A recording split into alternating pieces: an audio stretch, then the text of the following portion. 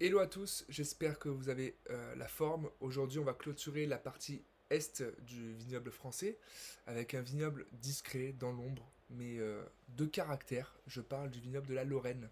Euh, D'ailleurs, dites-moi si vous avez déjà dégusté. Ici, la vigne, elle s'accroche aux coteaux de la Moselle, notamment aussi du Toulois, donc pour les côtes de Toul, et des plateaux de la Meuse. Donc depuis l'époque romaine quand même, on y produit des vins droits, vifs, ciselés et généralement monocépages. Donc un vignoble qui a frôlé l'oubli, mais que des vignerons passionnés ont su faire renaître. Euh, ça me, J'allais dire ça me tient à cœur d'en parler, mais on ne doit pas le sous-estimer ce vignoble. Ça peut être un vignoble de demain, ça peut être l'Alsace de demain, notamment avec le rehaussement climatique.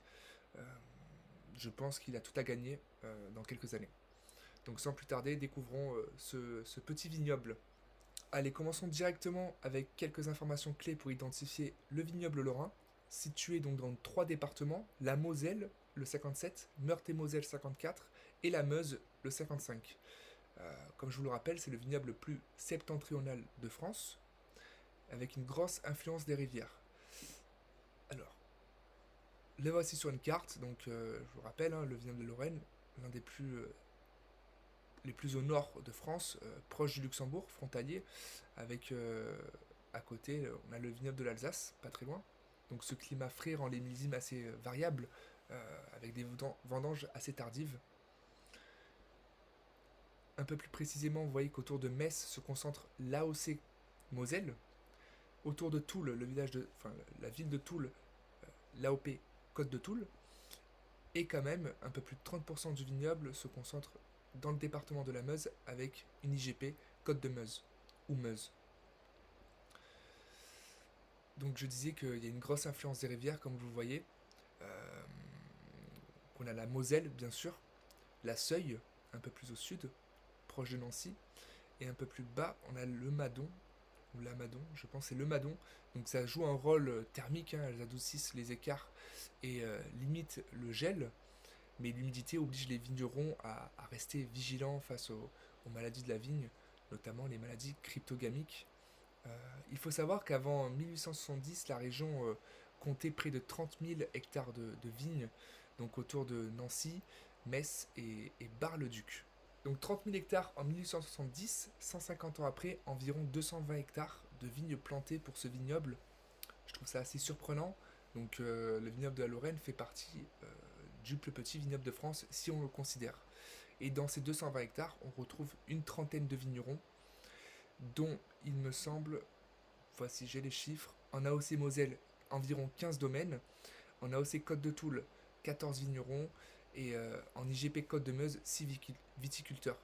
Ce qui ne nous fait pas une large gamme si on veut faire de jolis choix, mais je pense qu'on peut s'y retrouver.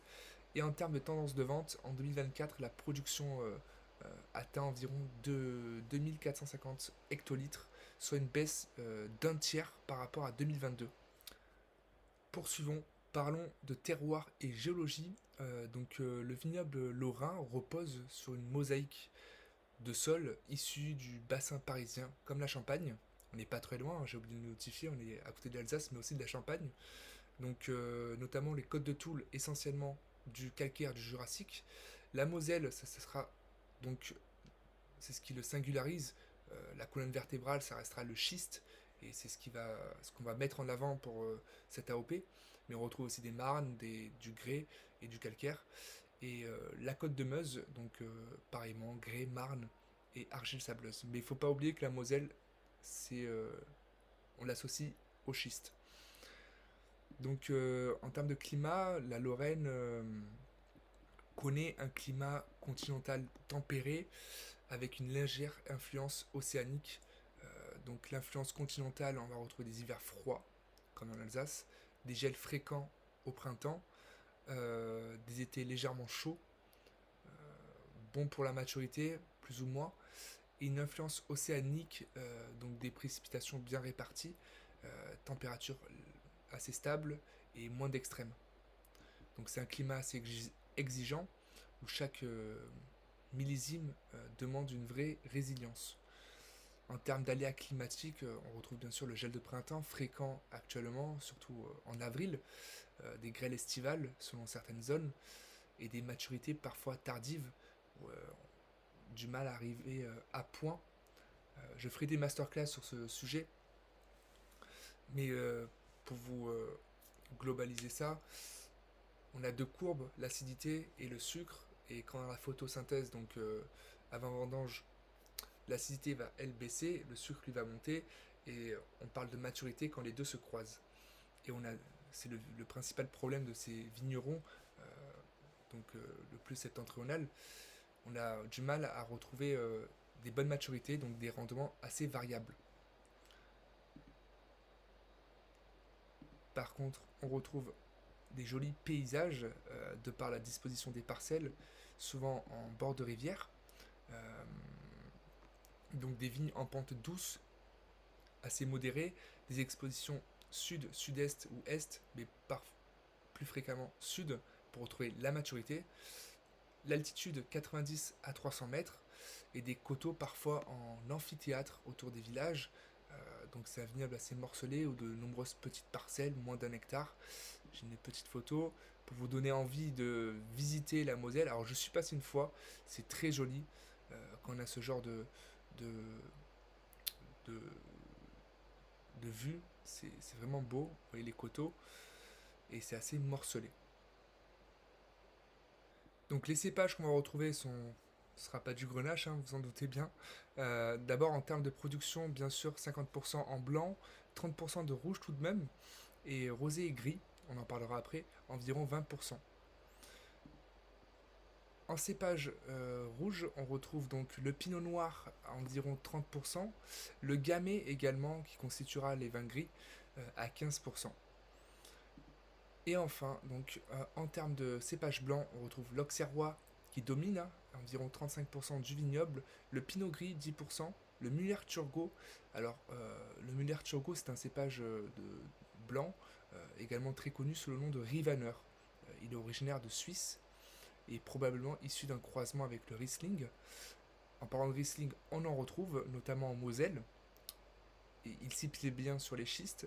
Le chardonnay, le Gewürztraminer, le pinot blanc et l'aubin blanc, qui est un cépage endémique du secteur, qu'on peut appeler aussi blanc de Creuse, dans le département de la Meuse, issu donc de la famille du Gouais blanc, comme nombreux cépages, et de la famille des Tramineurs. Donc parlons d'appellation, il n'y en a que deux, avec une IGP, donc elle sera assez courte cette masterclass hein, par rapport à celle de la Champagne qui a duré un peu plus de 20 minutes, mais riche en infos. L'AOC Moselle en 2010, donc assez récente, on retrouve uniquement dans le département de la Moselle, on fait du blanc, du rouge et du rosé. Pour l'AOC Côte de Toul, donc précurseur des AOC du vignoble Lorrain en 98, on fait ce fameux vin gris. Donc c'est une spécialité ancienne des côtes de Toul en Meurthe-et-Moselle, présent depuis le Moyen-Âge, notamment à Toul, Brûlé et Lucé. Ce sont des villages revendiqués pour ce vin gris, et son nom vient de la robe pâle entre le blanc et le rosé. Donc on utilise principalement du gamay pour en faire, mais on peut le complémenter avec du pinot noir. En termes de vinification, c'est comme du rosé, hein, les raisins sont pressés immédiatement après la récolte, donc comme un pressurage direct. Ou alors, selon le cahier des charges, on peut faire du vin gris aussi avec une légère macération de moins de 6 heures. Donc cela limite l'extraction de couleur, ce qui donne un vin à la robe pâle, claire et brillante. Le mou est ensuite donc vinifié comme un blanc. On peut faire également du blanc et du rouge, et l'IGP 20 IGP Côte de Meuse en 2009, donc départemental de la Meuse. En termes d'AOP et IGP produits, on va retrouver donc le Munster. Je suis pas sûr que ce soit partagé avec l'Alsace, je l'ai mis parce que c'était mes anciennes données, il faudra revérifier, mais la Mirabelle de Lorraine, qui est une eau de vie assez typique de Lorraine pour le coup. Voilà, je vous les mets là, ça peut vous inspirer.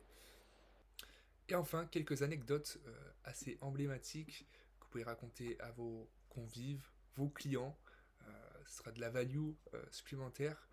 Euh, le vin gris, une couleur née d'une tradition religieuse. En effet, elle serait historiquement liée aux moines bénédictins qui souhaitaient produire un vin à la robe pâle, notamment moins tachante pour les nappes d'hôtel.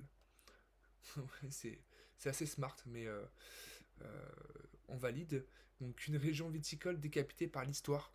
Alors je disais que en 1870, donc avant les guerres, la Lorraine comptait plus de 30 000 hectares de vignes, mais entre l'annexion allemande en 1870, le phylloxéra aussi, puis les deux guerres mondiales par la suite, le vignoble a presque disparu, et aujourd'hui il n'en reste plus que 220 hectares, un symbole de résilience.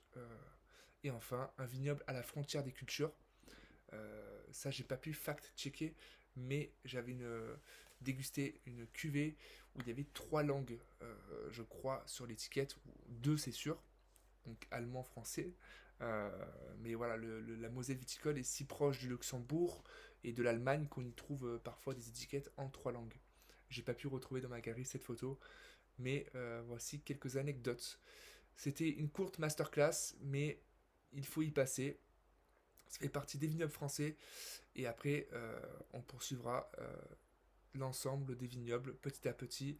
On a fait la partie est et on va se plonger vers peut-être la Loire, Bordeaux, le sud-ouest. À vous de me dire. Je vous souhaite une bonne fin de semaine, bon repos pour eux qui font le jour férié de demain, parce qu'on est mercredi aujourd'hui. Voilà, je vous dis à plus.